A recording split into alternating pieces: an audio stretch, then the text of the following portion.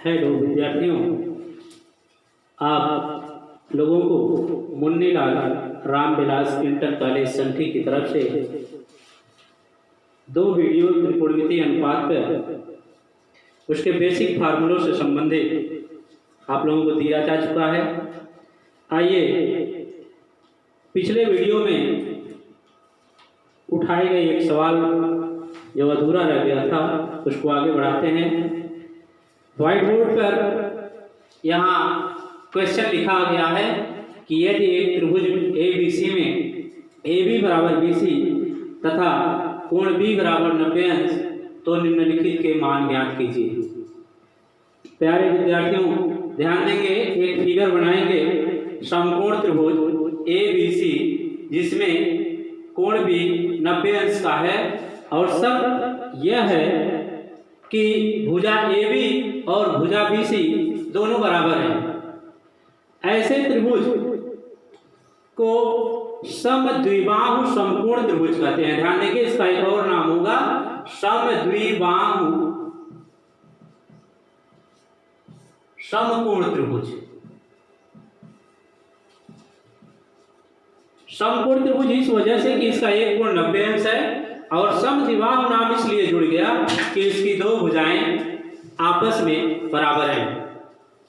आप सभी लोग ये भी पूर्व में पढ़ चुके होंगे कि यदि किसी त्रिभुज की दो भुजाएं बराबर हों तो उनके सम्मुख कोण भी बराबर होते हैं। ये बेसिक जानकारी के लिए मैं बता रहा हूं। जो दो भुजाएं हैं BC और AB, इनके सम्मुख कोण BC के सम्मुख कोण BC भुजा का सम्मुख कोण ये है, जबकि AB भुजा का जो सम्मुख कोण है ये कोण है आपका C। यानी कि कोण A और कोण C ये दोनों आपस में बराबर होंगे। अब ये भी जानकारी आप कर लें कि समकोण त्रिभुज में एक कोण समकोण होता है यानी कि 90 अंश, जबकि शेष दोनों कोण जो बचते हैं वो मिलकर के 90 अंश होते हैं। यानी कि वो दोनों कोण न्यून कोण होंगे। यदि कहीं से आपको कोई दिक्कत रहे इस जानकारी में तो आप पुनः पूछ सकते हैं। समकोण त्रिभुज में दोनों न्यून कोणों का योग 90 अंश होता है, क्योंकि किसी त्रिभुज के तीनों अंतःकोणों का योग 180 अंश होता है। इसलिए आप सभी लोग ध्यान देंगे कि समकोण त्रिभुज में समकोण को छोड़ करके, जो कोण समकोण है उसको छोड़ करके जो शेष दो अन्य कोण होते हैं वह दोनों न्यून कोण होते हैं और उनका योग 90 अंश होता है। आइए इस सवाल पे चलते हैं और हल करते हैं, इसका सलूशन निकालते हैं। आप ध्यान देंगे, पहला इसमें साइन A का मान निकालना है। आपको ये भी जानकारी होनी चाहिए कि जो कोण पूछा जाए उस कोण की जो भुजा होती है उसको आधार कहा जाता है। यानी कि अगर कोण A के लिए बात हो रही है तो इस समकोण त्रिभुज में आधार AB होगा और लंब BC होगा। किस कोण के लिए? कोण A के लिए। और अगर कोण C की बात होती है इसी त्रिभुज में तो प्यारे बच्चों, कोण C जिस भुजा से जुड़ा हुआ है 90 अंश से वो आधार होगा। यानी कि कोण C के लिए BC आधार होगा और AB लंब होगा। क्योंकि हमें साइन A का मान निकालना है तो कोण A पर ध्यान देना है, यानी कि AB आधार होगा और BC लंब होगा। हम जानते हैं कि साइन A बराबर यानी कि साइन थीटा बराबर लंब बटे कर्ण होता है। क्या होता है? लंब बटे कर्ण। यहां से हम मान रख लेंगे।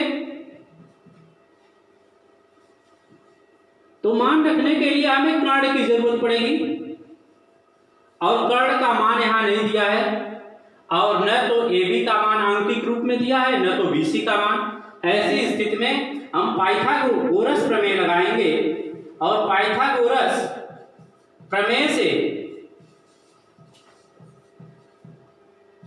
हम जानते हैं कि कर्ण बराबर आधार का वर्ग प्लस लंब का वर्ग होता है। तो यहां कर्ण का मान है AC, आधार का मान है, आधार का मान आपका है AB square plus BC square. जो शर्त है, शर्त के अनुसार AB और BC दोनों आपस में बराबर हैं, तो AB का वर्ग और BC के जगह हम AB लिख सकते हैं, क्योंकि शर्त में दिया गया है कि AB और BC दोनों बराबर हैं। इस प्रकार से हमें प्राप्त हो गया AB square plus AB square या AC स्क्वायर बराबर 2AB स्क्वायर।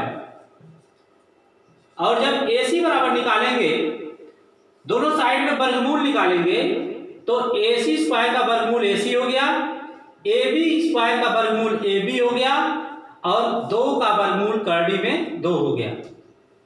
ध्यान देंगे, त्रिकोणमिति अनुपात में कभी भी वर्गमूल निकालते समय ऐसा पढ़ा जाता है कि जब कोई भी अंक या व्यंजक जो वर्गमूल से बाहर आता है तो उसके पहले प्लस माइनस का चिन्ह लग जाता है।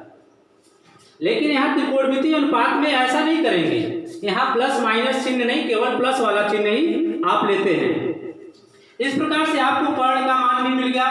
कर्ण का मान हो गया आपको AC बराबर AB कर्णी में 2। यहाँ फिगर में लिख लेंगे। अब चलेंगे हम अपने सवाल पर। साइन A बराबर लंब बटे कर्ण, और लंब का मान है आपका AB और कर्ण का मान आपको यहां से मिल गया AB कर्णी में 2। यहाँ AB से AB कैंसिल हो जाएगा, आपका आ गया आंसर साइन A बराबर 1 बटे कर्णी में 2। दूसरा आपका है cos A बराबर है आपका आधार बटे कर्ण। cos A बराबर होता है आधार बटे कर्ण। फिर बात वही आई, कोण A के लिए बात हो रहा है, ऐसे में AB आधार होगा और कर्ण आपका फिक्स है AC होगा, तो आधार का मान आपका पुनः AB हो गया और कर्ण का मान हो गया AB कर्णी में 2। यहाँ AB से AB पुनः कैंसिल हो गया, फिर जवाब आ गया आपका 1/√2। इस प्रकार से आप चाहें तो tan A का मान, चाहें तो कोसेक A सेक A काट A का मान आप आराम से निकाल सकते हैं। तो ये आपका रहा पहला क्वेश्चन। आइए दूसरे क्वेश्चन पे चलते हैं और निकालते हैं दूसरे सवाल का हल।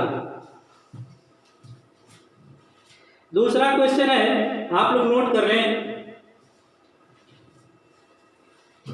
यदि tan A बराबर 4/3, यदि tan A बराबर 4/3 कामा, तो कोण A के अन्य त्रिकोणमिति अनुपात ज्ञात कीजिए। तो कोण A के अन्य त्रिकोणमिति अनुपात ज्ञात कीजिए। आशा करते हैं कि आप लोग सवाल नोट कर लिए होंगे। पुनः एक बार दोहराने, यदि tan A बराबर 4/3, तो कोण A के अन्य त्रिकोणमिति अनुपात ज्ञात कीजिए। प्यारे विद्यार्थियों, आप लोगों को पता है कि त्रिकोणमिति अनुपात केवल और केवल समकोण त्रिभुज में कार्य करता है। तो आइए इस सवाल का हल निकालते हैं। एक समकोण त्रिभुज बनाएंगे जिसमें दिया है tan A बराबर 4/3। ध्यान देंगे, tan A बराबर 4/3।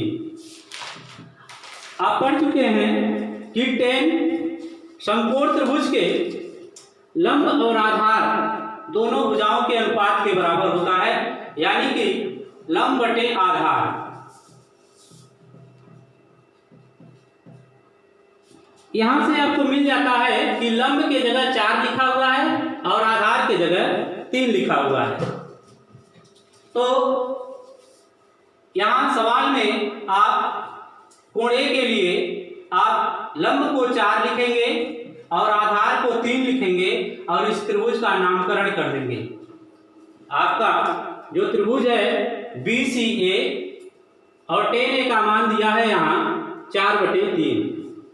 अन्य त्रिकोणमितीय अनुपात निकालने के लिए सबसे पहले आपको यहाँ जो है कर्ण के मान को निकालने की आवश्यकता है। तो यहाँ हम पाइथागोरस प्रमेय लगाएंगे। पाइथागोरस प्रमेय के अनुसार आपका कर्ण का वर्ग बराबर आधार का वर्ग और प्लस लंब का वर्ग।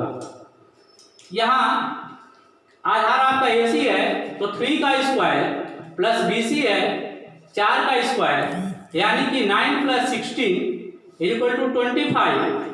ये AB स्क्वायर हो गया। AB जब निकालेंगे तो इसका वर्गमूल निकालते हैं। ध्यान देंगे वर्गमूल निकालते समय दोनों चिन्ह होता है प्लस और माइनस, लेकिन त्रिकोणमितीय अनुपात में केवल प्लस चिन्ह ही लेते हैं। इस प्रकार से कर्ण का मान आपको मिल गया। कर्ण का मान हो गया 5। अब तीनों भुजाओं का मान मिल गया। अब हम चाहते हैं कि sin A का मान निकालना है, cos A का मान निकालना है, cot A का मान निकालना है, sec A का मान निकालना है, cosec A का मान निकालना है। तो sin A बराबर आपको याद होगा लंब बटे कर्ण होता है, लाल बटे कक्का वाले सूत्र से आपको प्राप्त होगा। तो लंब का मान यहाँ कोण A के लिए लंब 4 है और कर्ण आपका 5 है। इस प्रकार से sin A बराबर आपका हो गया 4/5। cos A बराबर आपका फार्मूला होता है आधार बटे कर्ण। कोण A के लिए आधार 3 है और कर्ण आपका 5 है यानी कि हो गया 3/5। यहाँ cot A का मान आप कई विधि से निकाल सकते हैं। cot A बराबर आपका होता है आधार बटे लंब, आधार बटे लंब। आधार का मान 3 और लंब का मान 4। या आप यहां से भी निकाल सकते हैं कि cot A tan A का उल्टा होता है यानी कि 1/tan A और tan A का मान रख देंगे 1/4/3। 3 ऊपर चला जाएगा, आ गया 3/4। चाहे तो यहां से भी निकाल सकते हैं, अन्य कई तरीके भी हैं। sec A बराबर होता है कर्ण बटे आधार, कर्ण बटे आधार। और कर्ण का मान है 5, आधार का मान है 3। इसको भी sec A को आप इस तरीके से भी मान निकाल सकते हैं, 1/cos A होता है। ऊपर आपने cos A का मान निकाल लिया है, cos A का मान 3/5 आपने निकाला है तो 1/3/5 हो गया।